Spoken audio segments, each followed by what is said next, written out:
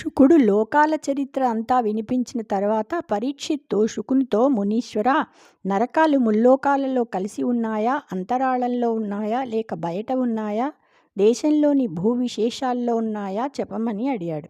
అప్పుడు శుకమహర్షి వివిధములైన నరకాల గురించి చెప్తూ, యమలోకంలో వేల కొద్ది నరకాలున్నాయి. భూమి మీద ధర్మదూరులైన వారిని యమదూతలు సదా బాధిస్తూ ఉంటారు. ధర్మపరులంతా తప్పక స్వర్గంలో భోగాలు పొందుతూ ఉంటారు. ఆ పుణ్య పాపాల శేషంతో మళ్ళీ భూమి మీద జన్మిస్తూ ఉంటారు. బ్రహ్మాండం శ్రీమన్నారాయణుని స్థూల శరీరం కావడం చేత బ్రహ్మాండం ఎవరు వర్ణిస్తారో, ఎవరు వింటారో వారికి సకల శ్రేయస్సులు కలుగుతాయి. ఈశ్వరుని స్థూల శరీరం తెలిసిన వారికి శ్రద్ధాభక్తులు కలుగుతాయి. అప్పుడు వారికి స్థూలదేహం తెలుస్తుంది. రాజా, భూమి, ద్వీపాలు, నదులు, పర్వతాలు, ఆకాశం, సముద్రాలు, పాతాళం, దిక్కులు, నరకం, తారాగణం, లోకాలు, వీనిలో ఉన్న శ్రీహరి యొక్క స్థూల శరీరాన్ని గురించి వినిపించాను.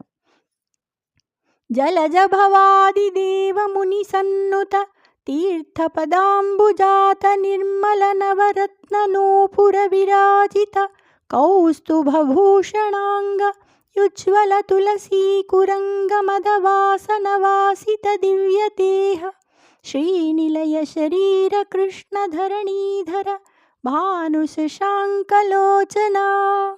బ్రహ్మాది దేవతల చేత, మహర్షుల చేత ప్రశంసింపబడేవాడా, పుణ్యతీర్థముల వంటి పాదపద్మాలు కలవాడా, నిర్మలమైన నవరత్నాల నూపురాలతో ప్రకాశించేవాడా, కౌస్తుభ రత్నం భూషణంగా కల శరీరం కలవాడా, ప్రకాశవంతమైన తులసి వాసనలతో పరిమళించే దివ్య దేహం కలవాడా, లక్ష్మికి నిలయమైన శరీరం కలవాడా, కృష్ణ భూమిని మోసేవాడా, సూర్యుడు చంద్రుడు కనులుగా కలవాడా. జై శ్రీకృష్ణ.